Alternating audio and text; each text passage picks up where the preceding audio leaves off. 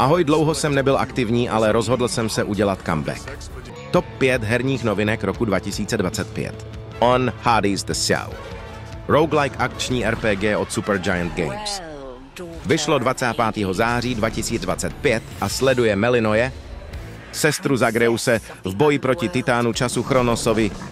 Kombinuje skvělou uměleckou stylizaci, výborný soundtrack a hluboké herní mechaniky, ideální pro fanoušky původního Hadesu. Hollow Knight Silksong.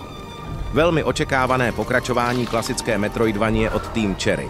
Hráči ovládají Hornet v novém hmyzí světě, plném výzev bossů a výborně navržených map. Je to indie titul, ale svým zpracováním a hratelností konkurují i AA hrám.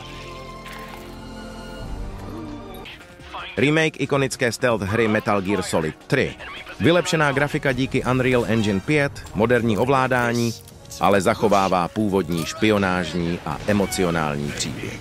Skvělá volba pro fanoušky klasických her a stealth her vůbec. 4. Assassin's Creed Shadows. Nový díl Assassin's Creedu zasazený do Japonska v období Sengoku.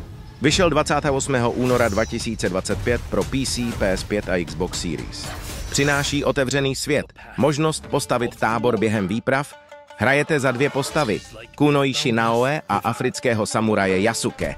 To přináší variabilitu v herním stylu. Očekávaný otevřený svět, bohatá historická atmosféra a silný příběh. 5. Monster Hunter Wilds. Nový díl série Monster Hunter od Capcomu. Systém zranění monstera cross-platform. Hraní, což dává opravdu velkou hloubku lovu.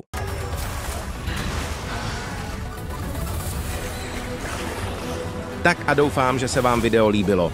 A zas někdy čau.